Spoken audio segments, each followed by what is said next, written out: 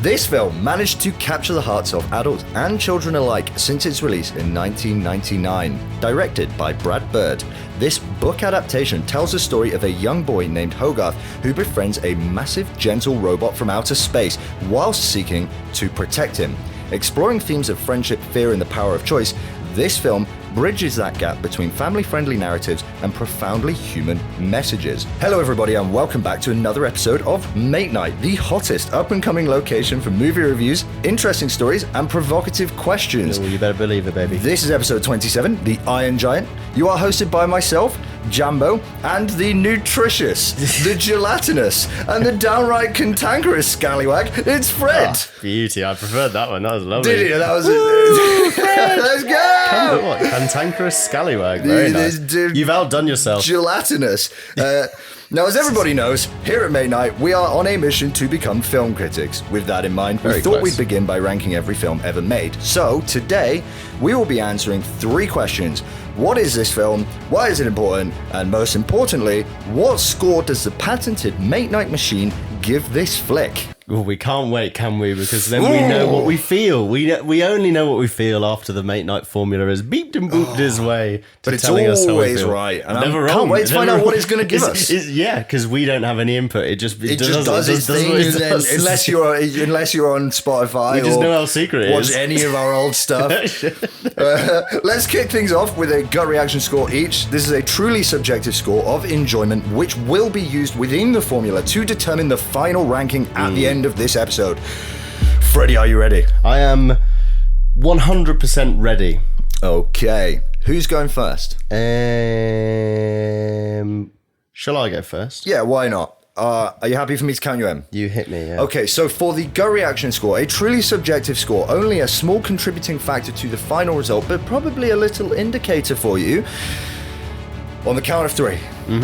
Fred, what did you think of The Iron Giant? 3, 2, 1. 7.2. 7.6. Ooh, I thought you were going to go nice. so much higher than that. Did you? How come?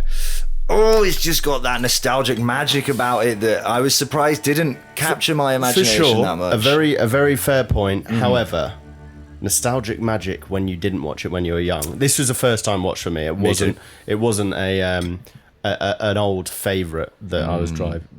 And 100% if it was one that I watched as a kid, I imagine I'd be in the 9s. It would be yeah, probably. It would be 10.4. Thank God we got the Mate Night system. Yeah, I think that it actually was interesting for me. I thought about what would it take for me to watch a child's film that I didn't see when I was a kid and to really have a high score. Okay. Which I know that's kind of a bit of foreshadowing for what we're going to talk about later. And this one, I mean, clearly there's some amazing elements to this story, but it's still hard to get away from the fact that it feels like a film that if I'd have watched it when I was younger, I'd have enjoyed a lot more. You're taking the words right out of my mouth. Yeah, I felt like this was one of the first kids' films that I've always had a real soft spot for animated movies. Typically, I can still enjoy these big Disney movies and things like that that aren't meant for me. I can still enjoy them as an adult, but this was one where I watched it and I really started to feel that it wasn't aimed at me, and I started to feel that in the amount I was enjoying it. Yeah, and you know what? We spoke about this with cults, but this film, not cults, cult films. This one has that effect of it was a box office disaster. Yes. A disaster when it came out. Do you have the figures? I got them here. You're closer to them than me, so yeah. 23 million from the box office, budget 70 million. I had grossing only 31.3 against a 50 million, so you never know where you can trust, but it certainly was a loss. And we did cult films, and saw a lot of supposed like box office bombs, which really just didn't have a massive return, and took into account. Have you heard of the idea that the budget that they say doesn't take marketing into account? Yes. So you're supposed to effectively double it. So double it. Apparently, I knew they didn't take into account double it. That's what they say, double it for marketing. Commode is one who's a big proponent of that, double for marketing. Well, he knows more than I do. Which he does, but I don't know if that's just a number that's plucked out of the air. I've heard people Seems convenient. Yeah, just double your mark. But sir, I don't want to spend 70 mil. It seems mad that if you spent... Double it. He's mad that if you spent 50 minutes. I don't want to spend any more. We're not gonna tell you what the marketing was.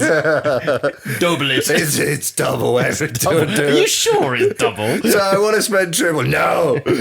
So yeah, the double it methodology would suggest that a lot more things are box office bombs than we're led to believe. But this specifically is a box office bomb before you even get to marketing. Wow. So I think that part of the reason why it has grown so fondly in people's memory is because it's got that protective element of I totally us see what you're against them. saying. I Yeah. watched it. I liked it. It's underappreciated. That sort of mentality is why it's starting to find its feet a lot more. It's crazy how much of an impact it has on your enjoyment of a film, what you know going into it, not just in terms of the narrative and things, but also in terms of like what other people thought of it. Because you're absolutely right. If I go into a film and it's like, oh, everyone thought this film stinks, then I might be more likely to enjoy it just because of that. Yeah, and I have the issue as well of knowing the ending of every film. Yes. Even though I haven't watched it. So that always affects my opinion on the films. We won't spoil here. Not because you're a clairvoyant, but because my whole childhood I just watched. For those listening who might be wondering how he knows the ending to every film. Every film of all time. He's not just a master of predicting films. He just watched it on YouTube, just to be clear. Yeah. So, through my years of watching Watch Mojo lists, Yes. I managed to unavoidably understand every single film's ending. And so what I will find when I'm watching these films that I haven't seen is that little things will really surprise me and I'll really enjoy that. But maybe the general direction that the film is going, because I know it's always an interesting experience. How often do we do films that you don't know the ending to or know any major element of? Like the spoiler. And how many films have we done that you don't know any spoilers to? Just the new ones. Really? So pretty much so. any... Because we do classics, so it's likely that Watch Mojo will have put them in lists occasionally. I think I got to stress how many... There was a period of time, there was probably at least a year where I watched every single video. And they used to release at least one a day, and they upped it to 3 a day. And so and they were all top 10 lists. I used to watch all of those. And then beyond that, I just started watching ones that I liked. But still, yeah. And I used to read the Wikipedias to films as well when I was a kid. I was always really, really interested in films, but you didn't have a vehicle to find those films and download them when we were kids. Yeah. You also didn't have things like Mate Night. You didn't have things Mate Night. Which I'm sorry about that, but at least we're kind of introducing that for the next generation. Yeah, exactly. And they too can be spoiled films because we will just accidentally say spoilers. We'll say spoilers after spoiling shit. We've done all right because I almost went straight into because I know the ending of this one. This is what I'm not going to. Did you though? Before this, you knew the ending. Yeah. Okay. So, all right. Here's some. I'm going to go through some points. Please do. Of things that were good, things that maybe were bad, under the guise of how much of this is nostalgia and how much of this is actually a quality animated film at that time. So first thing I want to speak about, the actual animation itself. Okay. How do you feel for a film from 1999 this stacks up to others of that period? Well, I can tell you exactly what films came out that year. I got that list. Star Wars Episode 1, Toy Story 2, The Matrix, The Mummy, Stuart Little. So Toy Story 2, Toy Story is the first fully computer animated. What year was that? Like 94 this or was something? 99. I think it must have been 95. Okay. So I was closer than I thought there. I thought I completely... Yeah, good effort. So yeah, that's the first ever fully computer animated film, Toy Story. Yeah. This won't have been fully computer animated. They computer animated only the giant itself, and everything else was hand drawn. Yeah, which is unsurprising. I mean, it's Warner Brothers property, so they were known for Looney Tunes and things like that, which famous hand drawn animation. So could you tell the difference when you were watching it between the giant and the? Because I couldn't tell that it was computer versus non. No, I would. I did watch it on a plane. Okay. So it probably wasn't the best place to be able to tell the difference. But it wasn't blatant. No, it wasn't not on that I screen. didn't notice there are sometimes things that I'll watch which do a mix where it's quite noticeable. Yes. Some anime now will do like a background of CGI with hand-drawn characters. So Attack on Titan does that really well. Okay. What's it called? Aladdin had a few scenes where mixed CGI and hand-drawn, which were very noticeable. In this one, I couldn't notice it, but I would have guessed at that time period they had a lot of hybrids. Well, I would say, to be completely frank with them, in comparison to Toy Story coming out in 95, it certainly wasn't a massive task making this film, I don't think. No, I wasn't impressed with the animation style. I thought that, like, I know it's up against Disney of that time, but, but Tarzan came out around then. Tarzan looks phenomenal compared to the Iron Giant. Does it? It's been a while since also the Prince of Egypt. I don't know which studio that was. But. So Tarzan visually looks kind of similar in the way that it's animated. You know how Toy Story is completely different looking, but Tarzan and Iron Giant. So what is it that makes that look better than this? What's the difference there? They're both hand-drawn, so I think part of it will be the drawing style. Okay. So I felt like the imagery used within the Iron Giant, I had to remind myself when it came out. Okay. When I started watching, I was sure this was like a late 90s film, but it looks like the same. It looked like it was like at least 10 years earlier. So is it the level of detail? Is it the quality of the detail? It seemed the quality of the drawing was a lot worse than its competitor Disney at the time. Sure, yeah. Like the Tarzan drawing is like, think about the leopard scene in that and the way that the movement. Can't remember it, unfortunately. I remember it, but I couldn't. So some of the animals, and I know Disney. Look, you're talking about the big budget at that time, but you're competing against this, so it was for me a step down. And I don't know. I'm not an expert on how animation is created and how these drawings are put to life, but it felt like the level of animation quality in the Iron Giant was about 10 or 15 years behind what Disney was doing at the same time. Yeah. I mean, purely visually. You talk about the movement of the cat, the big cat in so it's Tarzan. Like fluid. They're so like Disney was so good at making like fluid. Even that, it's been a long time since I watched Tarzan, and even that, I do remember what you're talking about now. Yeah. And Disney, I don't know. I think Disney now has moved fully computer. Okay. I don't know if they do, but anime still does hand drawn. Right. Okay. It's pretty cool because hand drawn has such a dynamic style. Yeah, I think in short, it wasn't terribly good. And yeah, sorry, we spent a bit of time on animation. I just wanted to say that wasn't one of the points where I felt it was great compared to its peers. Story and characters, though, really, really good. I really loved the relationship between Hogarth and the giant. Particularly enjoyed. What's it, Harry? The Dean, the scrapyard artist. Yes, I thought he was great. I loved the characters, really all of great them. Even the character. mum, who was really just a something and nothing side character that needed to be there, lovely. was quite likable and interesting. I think that was probably outside of the story, some elements of the story itself, the characters were probably my favourite part. Yeah. I thought just across the board, really, really good, top tier. Yeah. The giant itself, I really liked the kind of vulnerability that it had. Like, I thought it was just such a nice... He's obviously supposed to be kind of the marketable element of the story. He's the thing you can make toys out of, and he's the fun, the humour element, and the lovable, engaging character. The vulnerable one. Yeah, exactly. Really kinda... And I think they did a really good job with that. Yeah. Minimal speaking lines. Vin Diesel obviously 52 lines or so, 52 words, 53 words apparently, excluding yells and groans. Right. Okay. Wonder how many it'd be with. Right. So we won't go into spoilers, but the messaging, not messaging so much, but the ending, really cool. Climax of the film for me, very, very emotional. Yes. A lot of emotional weight to it. What contributed to that was the setting. So kind of the 50s.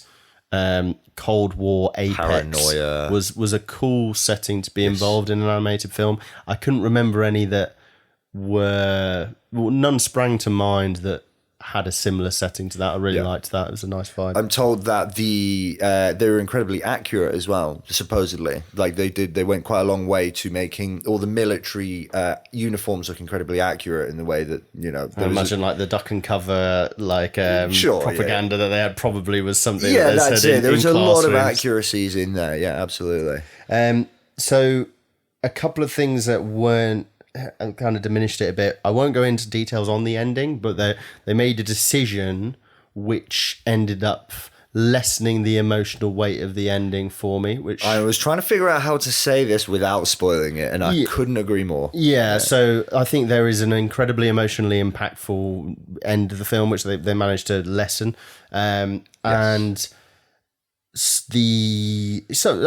a bit caricaturish for some of the characters, but it's a cartoon. A lot of the things that you've raised really do stem from that whole thing about it is a kid's movie, and you can feel that throughout it, in terms of the way that they diminished the ending. It was obvious to me that what they were doing was making it more appealing to children. Sure, it would have been a very brave decision not to, but that was one thing I didn't know happened. I knew about the ending, and I didn't know about how they changed. Go. So I was kind of like...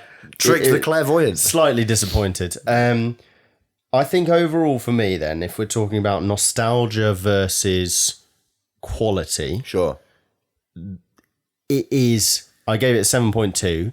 I think it's a good animated film.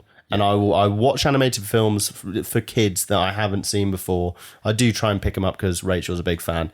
And this was one of the ones I was like, yeah, that's a pretty good one. It's a good one. It's got some good characters. I like the story. I like the setting. But nothing about it was like, this is exceptional. It sets itself apart and makes it one of those great films that I missed. Yeah. Which is why it for me, borders more on the nostalgia.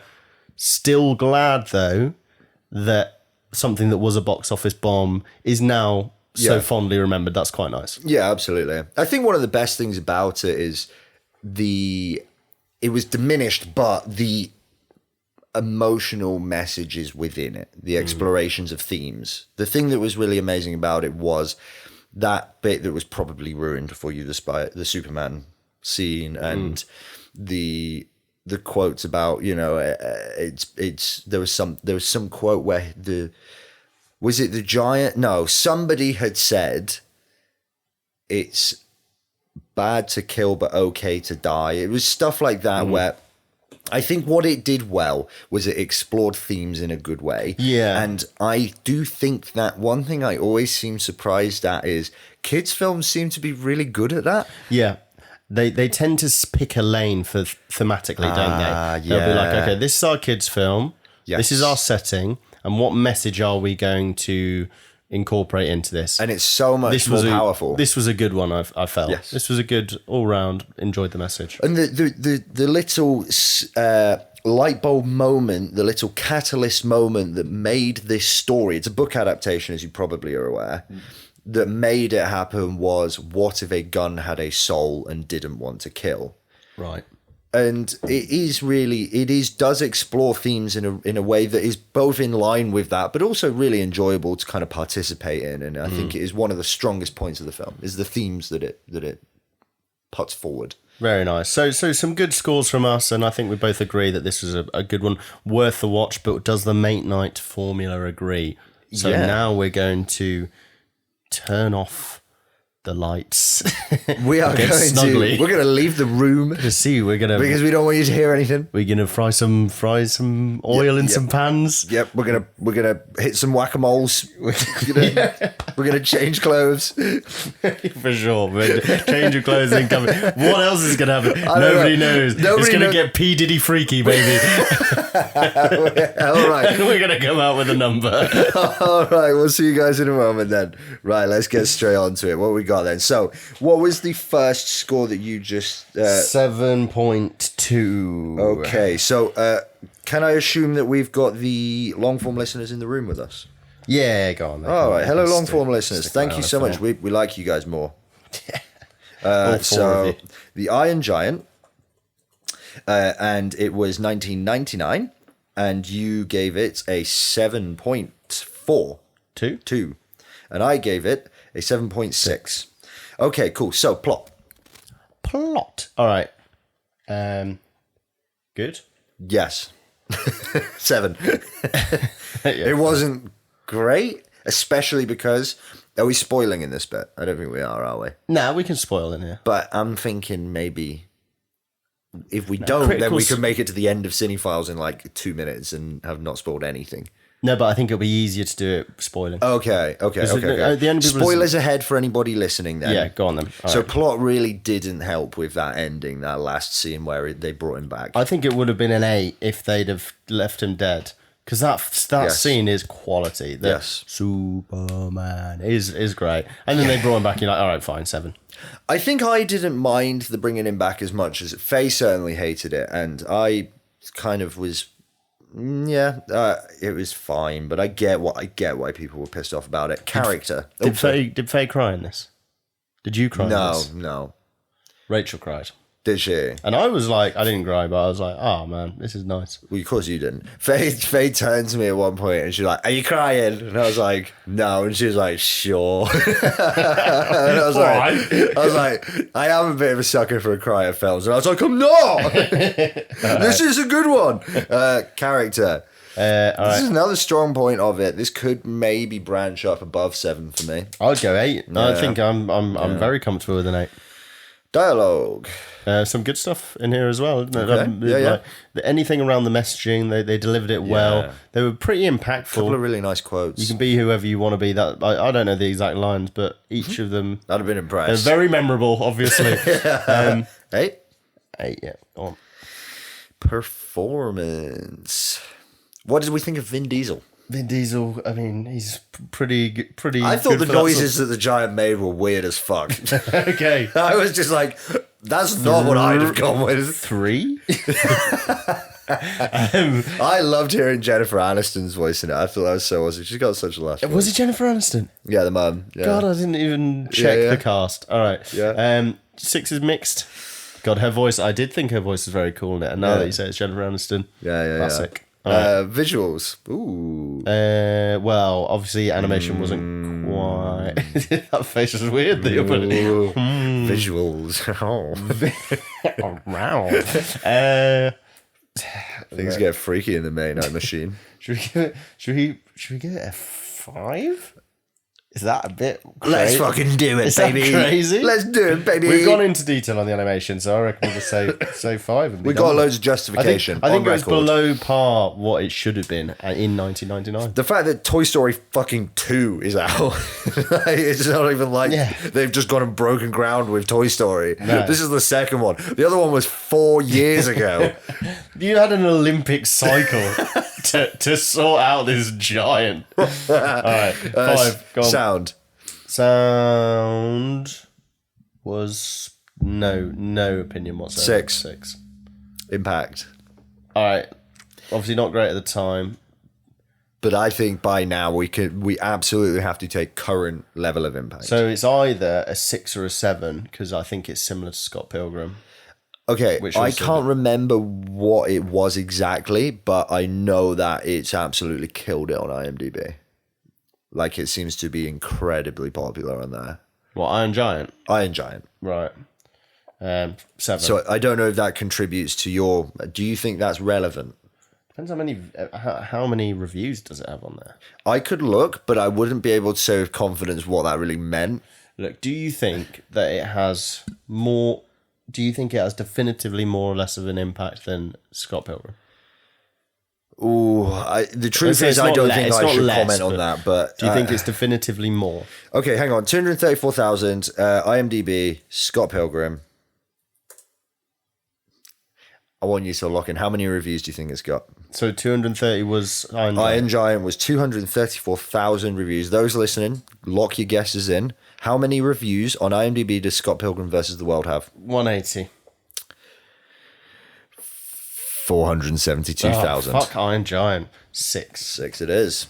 Okay. Let's see what the Mate Night formula comes up with. Okay, and that is we are into Freddy territory. This is now whenever you are ready. I certainly am. I'm a bit worried about this one because I think the Mate Night formula may be slightly below what we would. How the hell could it be slightly below anything? We were just wrong. We were wrong, weren't we? Well, why? But it doesn't matter because the machine is never wrong. Woo! Woo! That was some. What? Oh my that god! Was some session. I like that top, mate. That was some session. What the hell? What a change of clothes! Yeah. And that horse had no reason to be here. We've come back, ladies and gentlemen, with some number. We've beat booped. We've twiddled some knobs. A bit too many knobs. Yeah, please if stop you ask twiddling me. knobs. And now we have definitively, immutably returned with the defining score of the Iron Giant's cinematic cultural career. Mate Night Is going patented. to give you the score. Yep. Go on, Jambo. What are we talking here? Out of 10, the Iron Giant. 6.76. Okay, yeah. Look, obviously the machine's never wrong, so we have to take that into consideration, but it does seem slightly lower than I expected. That being said, I was also very surprised by how little of an impact this film had compared to what I thought it had.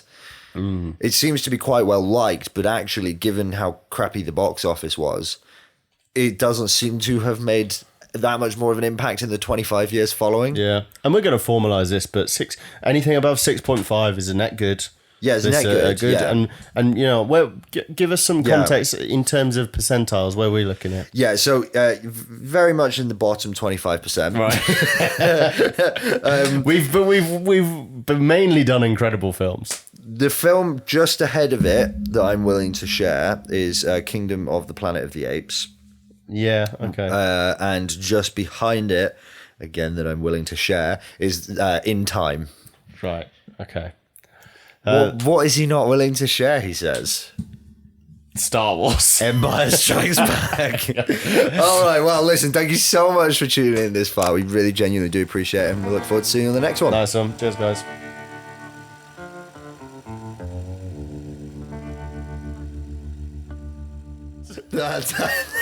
No, but in all seriousness, that Superman scene in The Iron Giant, it really was heartbreaking. It was tragic.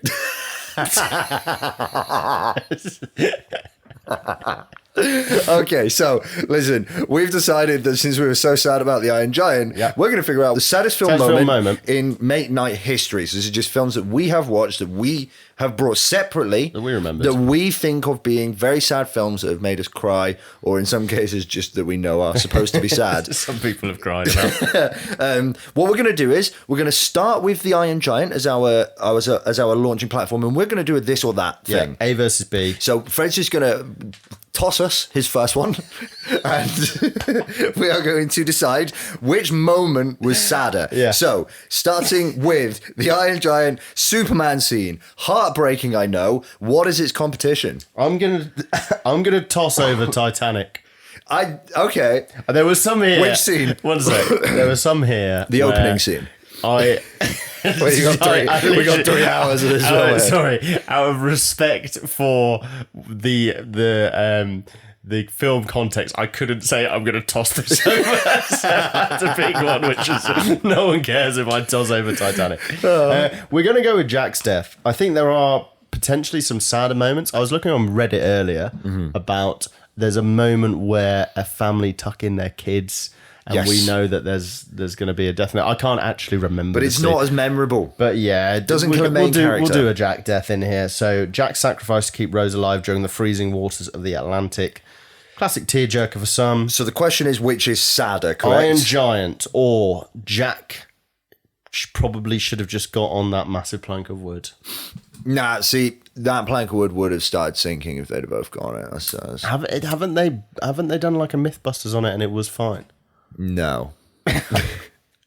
Someone look, the myth, that's a myth, Freddie. Okay, let's say that the Titanic scene was almost certainly sadder, even if it didn't quite resonate with me as much. I actually disagree. I think the sadder one was the Iron Giant, because there is the definitive emotional, this part you're supposed to cry at with the Iron Giant, the Superman. Whereas with Jack's death, they're chatting for a bit and then she goes to sleep, and when she wakes up he's dead. It's not quite as... You make a very good case. And also, he 100... There is... Look, maybe he couldn't have gone on the thing, but I feel like if they're going to leave it that much up to contention, Just make it smaller. yeah, make it more, make it definitive that he can't go, rather than Yeah, okay, he literally okay. hopped up and went, "This isn't happening." Yeah, this is guy get the fuck off. Gave up unbelievably quickly. What are you doing? All right, so for me, Are you trying to climb up, mate? my vote is Iron Giant stays on. I think you made a very good case, and I'm happy with that. So, second film, what you got for me? Should we just go through yours then, mine?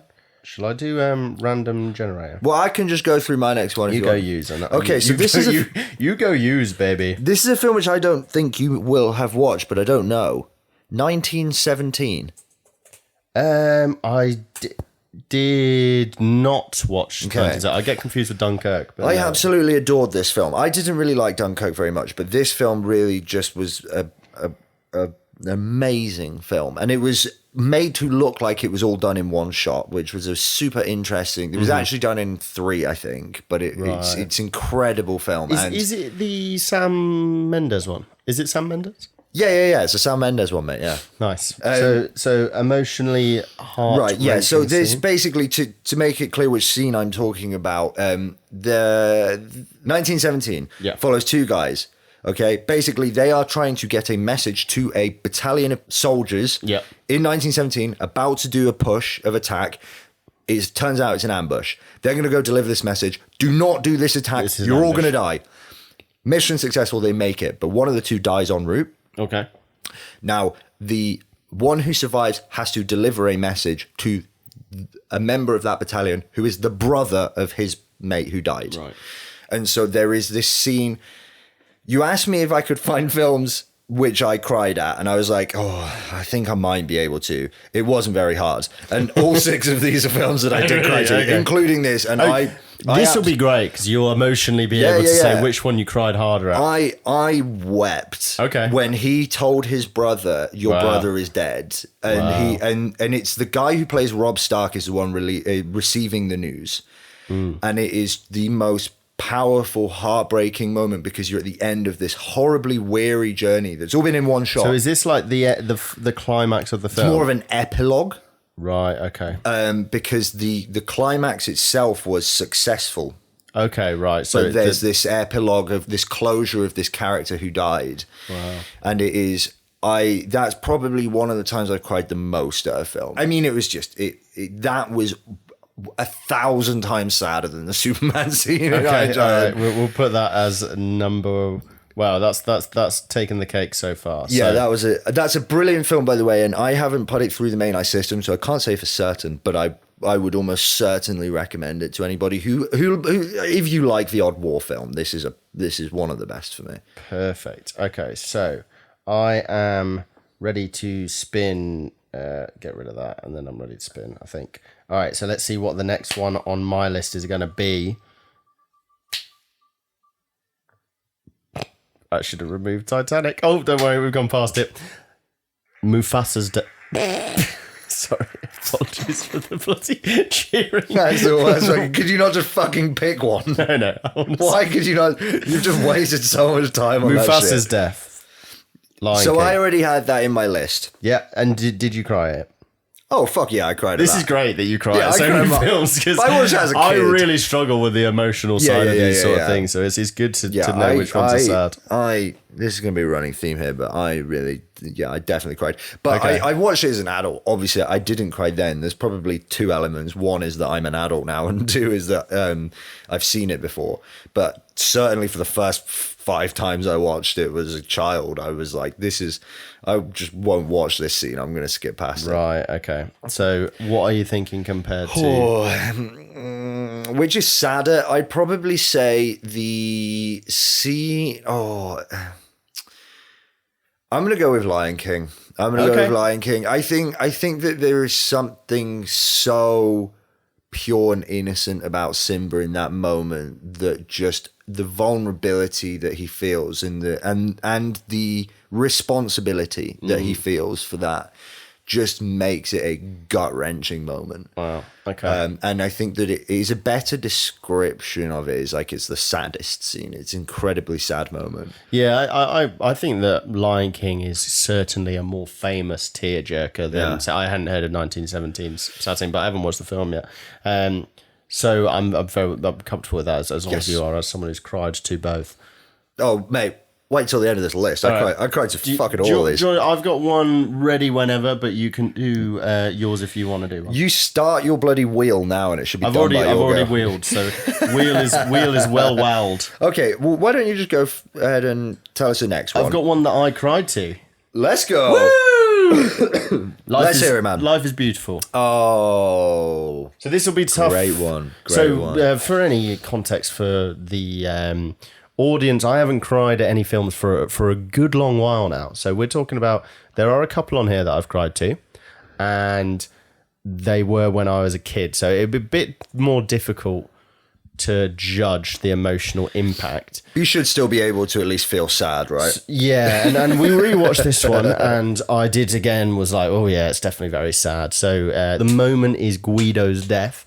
Now, why I will argue that this is an incredibly impactful sad moment is because, as we spoke about on our review of this film, the film does so much to bring lightheartedness and humour to a very, very dark situation that it takes you off guard. Like, you are effectively watching a Holocaust film, and he is spending his whole time trying to bring levity to the situation. And so when he dies, even his death scene itself is shocking because they do it off camera, and it's he makes a joke on the way to his execution so that his kid doesn't think anything's awry, and that in itself is heartbreaking. And it, added to that is the fact that he's only putting himself in this much danger to try and find his wife, and it's all unnecessary, and you find out it's unnecessary in the end anyway. It's one where it's a very weird cry, or it was when I did it, because you don't you slowly come to the realization of what's happened. Because they shoot him off screen, and then it kind of just shows the setting of which corner he's gone round. Yes. Walks around the corner, shot. Guard walks back and then there's out. a few seconds, and you're expecting him to come back out, and like he's turned the table. The guard comes back out, and then there's still a few seconds where you're like, but he's gonna come. He's got to come out. He's got to come from behind that corner, because we know him. We know Guido. We've seen him this whole time, and so it's like a delayed impact cry, which is it's weird. It's very impactful, but it's not like your Superman scene where you're like, this is the moment you're supposed to cry and everyone's crying there. It's more oh, I'm crying. Oh, I turn around and everyone's crying. We're all crying. You're slowly coming to the realize. It's very unique. You're slowly coming to the realization because it's made it ambiguous, but also definite. So you do come to the realization, but it takes a while, and it's very unique in that regard. And funnily enough, the other one that I'm going to mention later that is a crying scene, well, it is a scene that made me cry, similarly has something like that. Yeah. Where it's kind of like out of nowhere. I'm going to make a case for why Lion King beats it. Sure.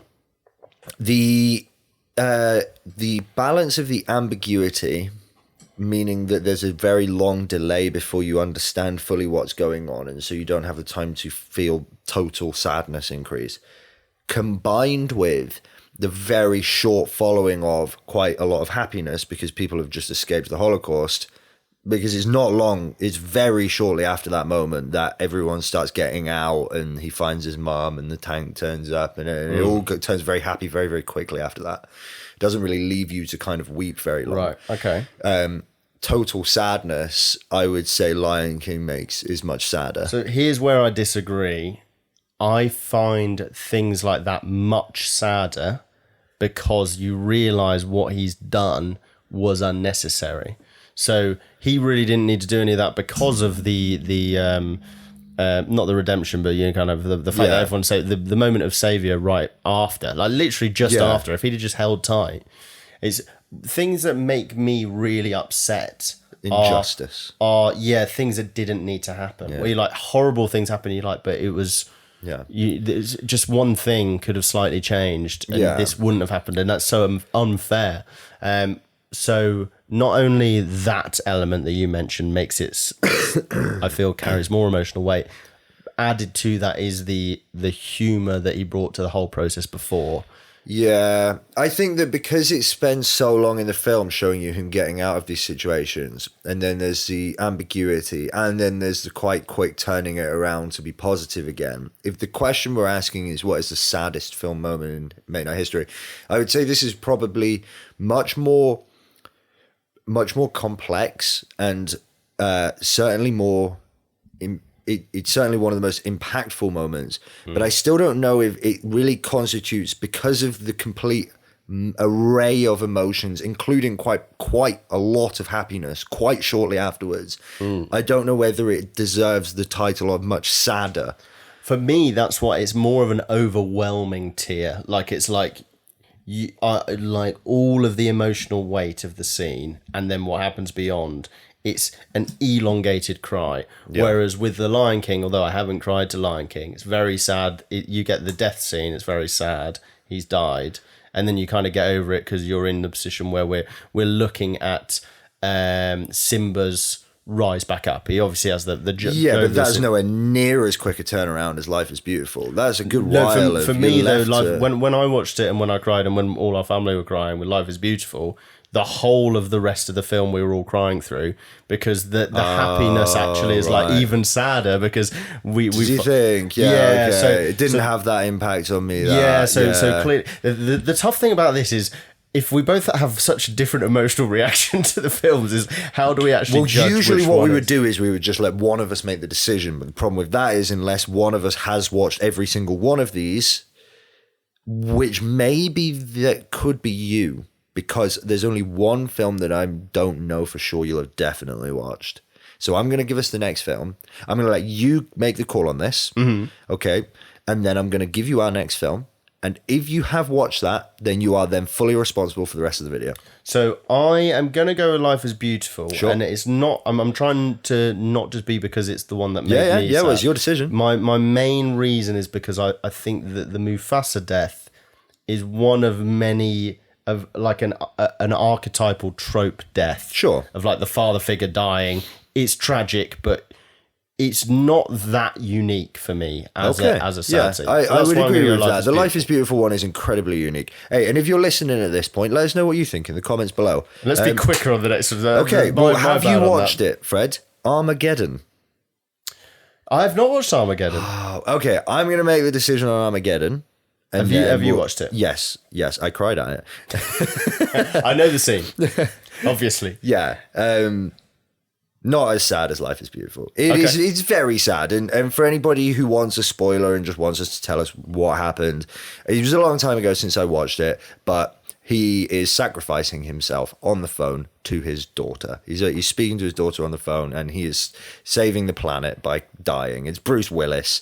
Yeah. It is sad. I did cry. I was quite young when I watched it. But Life is Beautiful, it certainly wasn't my favorite film, but it is by far one of the most profoundly emotional journeys that you can go on with that film. Armageddon just kind of felt like a bit of fun with a very sad moment at the end. Yeah. So I would recommend anyone listening listen to the Ben Affleck commentary on Armageddon. Oh, right. Where he just goes and takes the piss out of the whole concept of... Because Armageddon, correct me if I'm wrong because you've seen it, I only know of it as the infamy of the plot, which is that... So there's a rock coming to yes. hit the Earth, something like that. An asteroid. An asteroid, right? Yeah. Fucking rock. There's a big rock. Asteroid's coming to hit the Earth. And we don't know what to do about it, yes. but the plan is to get loads of people who work on oil rigs, yes, to go over and like destroy the asteroid, yeah, something like that. It's been a while, yeah. So that's the whole idea. Is like the only people that could possibly do this are these oil rig workers, and which in and of itself is kind of could be taking the piss out of. But in the like DVD commentary of the film is just Ben Affleck on his own,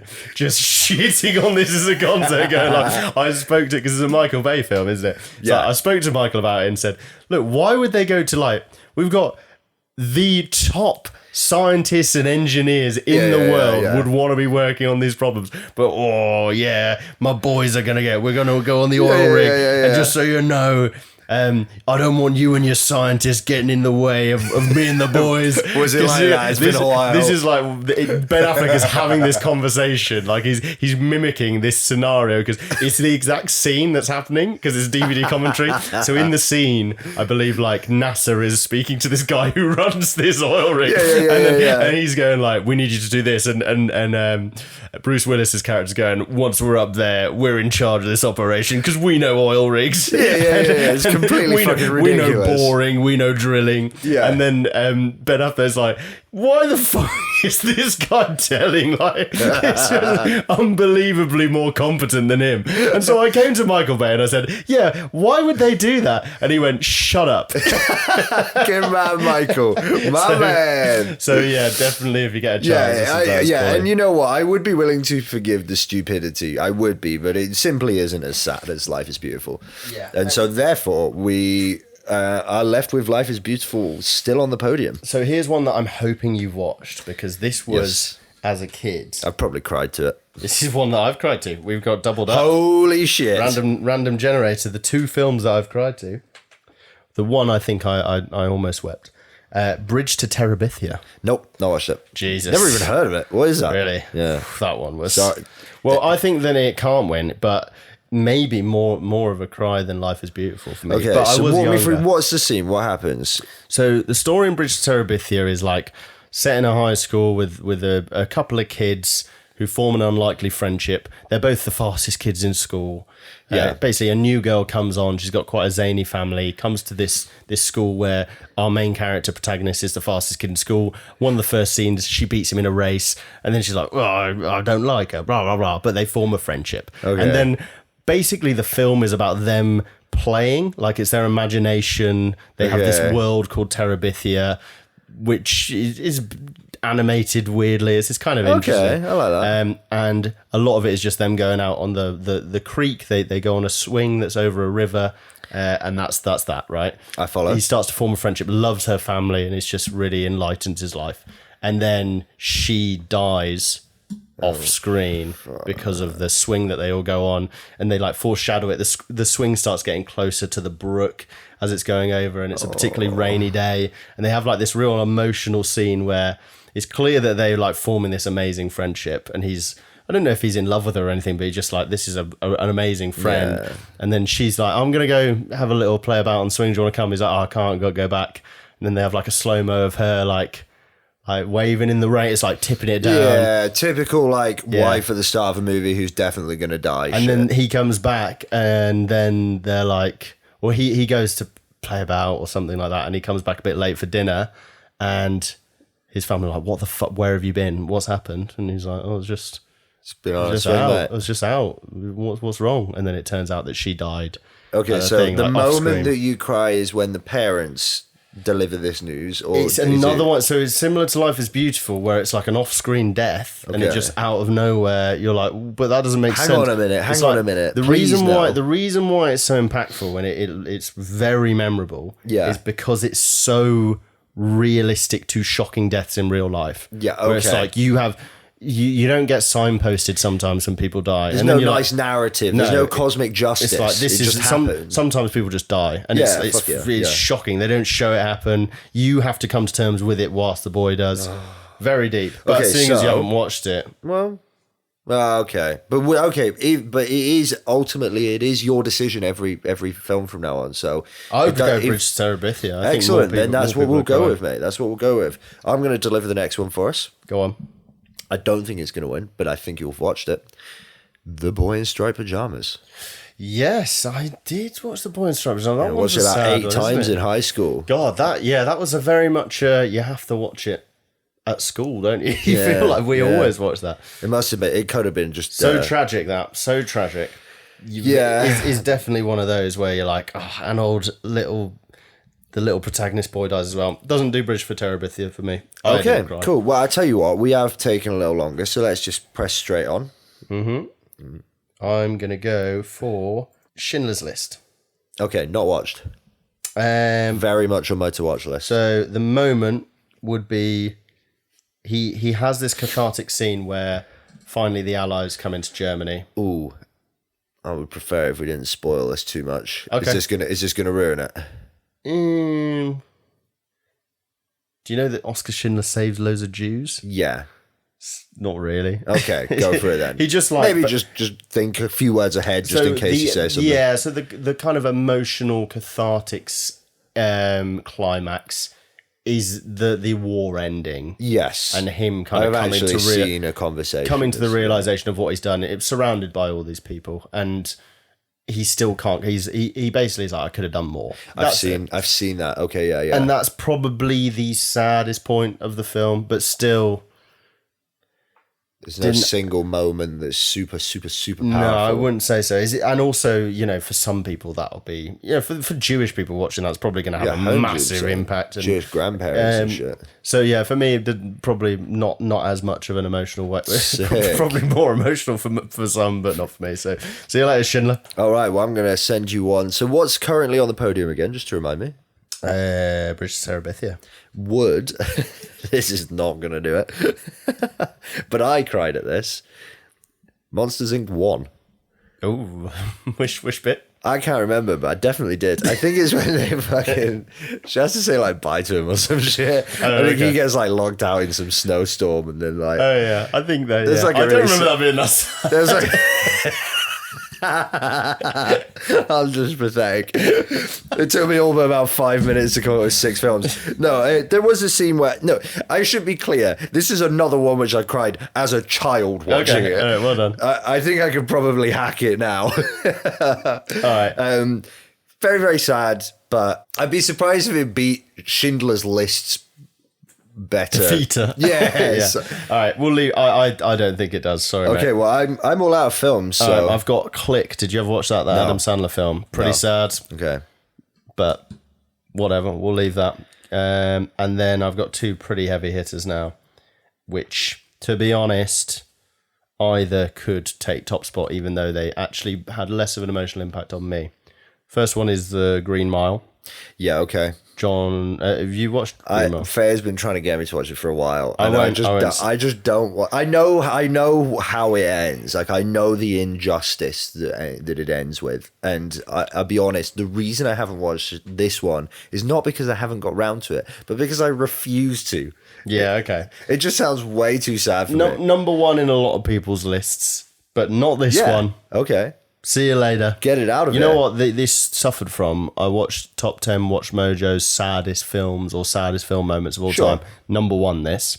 So... The Green Mile one? The Green Mile one was number 1. Yeah. And so for me, you're like... Wow, is it really? Yeah. Was it that sad? Was it really? So you're a heartless probably bastard. I cried at Monsters, Inc. and you laugh at Green Mile. I wouldn't be surprised if these 2 films here have had more tears wept than any other. Yeah. So I'll say not which for me, is but sadder, not which had more tears wept, which would be a weird title to a video. more wept tears. Because part of the Mate Night formula, that isn't it? Well, all right, Shawshank Redemption. Where's the sad bit in that? That came Brooks. up in the old man when he decides to do himself in. Yeah, I don't know. I think we've said sadder moments in this than that. Yeah, I'd Okay. say Lion King's probably sadder. Well, saddest moment then. The thing is, he was old as fuck. Like, sorry, but there was some cosmic justice to it. What, because he was old? Well, he wasn't fitting in his world. He'd had his years. It wasn't like some of the deaths like Terabithia, where it's a child. Yeah, wants to go out on his own terms. Yeah, like he chose to do it. He It's wasn't a very happy in this new world. scene. It's a beautiful scene. It was. I'm not here saying I didn't like it. I just don't think it's as sad as other scenes. You know what? Fair enough. I am actually very happy with either Bridge to Terabithia or Life is Beautiful winning because I feel that both of them provide like deaths which have a lot of emotional structure, They're very powerful and weight. Yeah. Both of them big time. And the winner, the Mate Night saddest moment of all time, Bridge to Terabithia. Yeah. You should watch it. Just to see I what you will be think. now. Yeah. Well, Just listen. see if it was as sad as I remember it being. If you guys are listening, please let us know in the comments below if we've missed any or if you disagree. Don't forget to like and subscribe if you enjoyed this, and we'll catch you on the next one. We recently watched The Iron Giant, Jambo, and it got us thinking about those rare films that might have been made with kids in mind, but end up speaking to all of us, no matter our age, to the every man, to the every woman, to the great men and women of our time. You know the ones where you sit down expecting a fun, light-hearted watch, and by the end, you're completely floored by the depth, the emotion, and the artistry. So today, we're diving into something close to our hearts, the greatest thing you've ever watched that was meant for kids. Whether it's a hidden message that hits home or a story that stays with you long after the credits roll, blah, blah, blah, whatever. We're not going to spend too long. What kids film pickled your parsnips? Horrid Henry. Really? No. Wow, that was out of left field. Go on.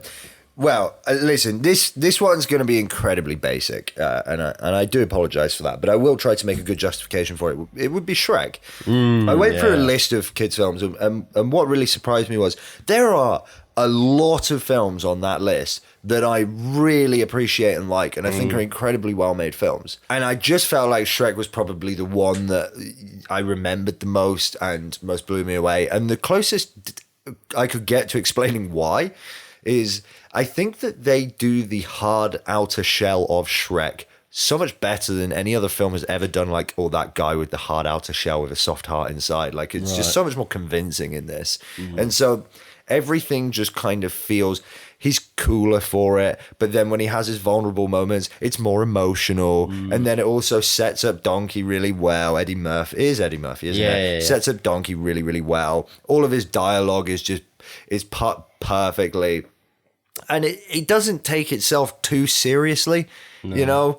And I just feel like it is a basic one to put forwards. But I think the reason it's a basic one to put forwards is because it is a freaking amazing movie. Yeah, I think Shrek came to mind very early on for me. The only reason I didn't plump for it was because I did watch it as a kid, and I tried to pick something that I watched as an adult, so I really appreciated this. 100% is not meant for me. It is fully meant for kids. Okay. And yeah, I do really, really think that was incredible. Now, Shrek 100% has, I think, just how cool it is. Yeah. Obviously, there are adult jokes in it. There are things that are made for the adults watching. But I remember when we watched it when we were very little, my grandpa and my parents were like, that was great. Yes. Let's watch the second one when it comes out. Everybody loves that film. Yeah, so I think that tip a hat to Shrek. Now, the one that I can personally speak to, not a film. Could you give me... Go on, what was your guess going to be? What I was going to... Because I couldn't guess, but I was going to start working towards it. Could you give me the year? Ooh, or give me a little hint. Yeah, it was in the 2010s, like mid to late 2010s. And it's not a film, so presumably, film. is it... Oh, a bit of a 20 questions. And you definitely know it. Oh, that's just made it tantalizing. I know, it's tough because I don't want to just... Okay, so is it a TV series? It is. Okay, and it was airing episodes in the 2010s? 100%. Oh, Gravity Falls. Gravity Falls. Hell yes. Gravity Falls was phenomenal. Unbelievable. We watched it together. We blasted out Gravity Falls together based on, I think it was a Watch Mojo video where it was like a best animated TV shows of the 2010s or something like that. And I watched it. It showed a couple of clips and I was like, that's really funny. Yeah. And that is really funny. And I know it's a kid's thing, but that's really, really good. It was unbelievable. This was in a phase where I was showing you loads of anime.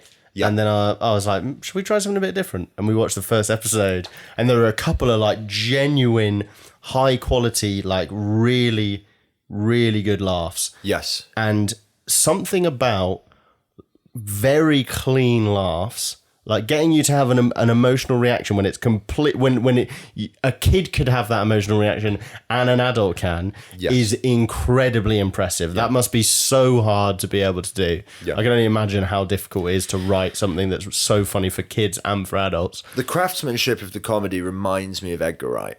Yeah, right. Well, what about it would you say? There's a lot of nuance, and and the word clean you mentioned felt really right. It just feels very... everything clicks together really Yeah. nicely, and not just the comedy, although the comedy too, but in both cases, when it wants to be funny, it is funny. And when it doesn't want to be funny, it's not trying to be funny. And it just clicks nicely like that. And the story is amazing, and it is so it like just feels like the perfect length. They did 2 seasons in there, but it was a lot of episodes in both seasons. I think it's about 40 episodes total. Yeah, it's pretty not. And it's just chef's kiss perfect in length. Yes. Like, it's just enough for you to really get invested in.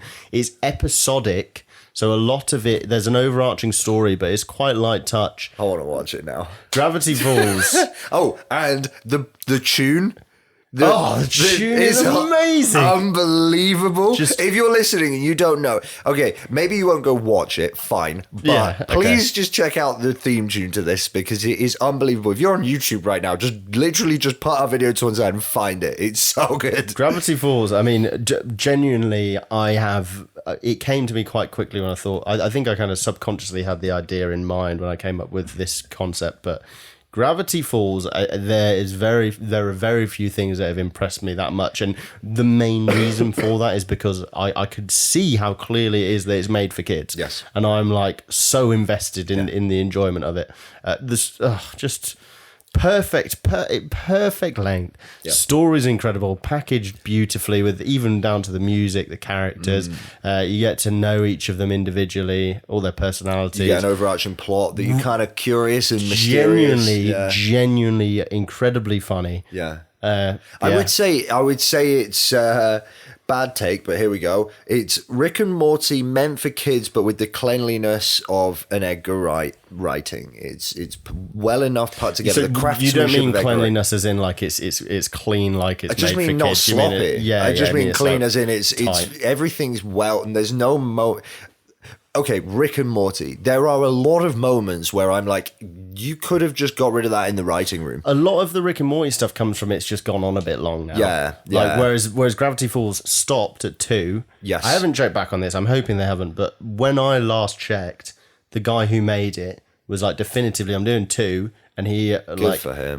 he owns the rights, or he owns enough of it where he can say no one is ever making any more of this. What an artist! It's You got the to same appreciate with an artist. Yeah, it's the sometimes, same with the Robert Zemeckis with Back to the Future. He said no one is ever remaking Back to the Future, and you're like, fucking, let's go. You got to respect. You got to respect the restraint, because the money that they'll be offered for that is just probably silly. Especially after this. Yeah, well, yeah. Once again, the Mate Night endorsement. This endorsement. Well, you heard it here first. The greatest thing to be released in the last 100 years. Yeah. The how did we describe it? The greatest thing you've ever watched that was made for kids, But it's for a kid. is for me. But it's for children. Yeah, for me, for many reasons, is Gravity Falls, the TV show. And you know what? I would like to adopt yours as well and chuck Shrek out of the way. Fuck Shrek. Fuck Shrek. We were kids. Yeah. Made for us. All right. Well, listen, thank you so much for tuning in. We always really do appreciate it. Don't forget to let us know what you think in the comments. Don't forget to like and subscribe, and we'll catch you on the next one. Nice one. Cheers.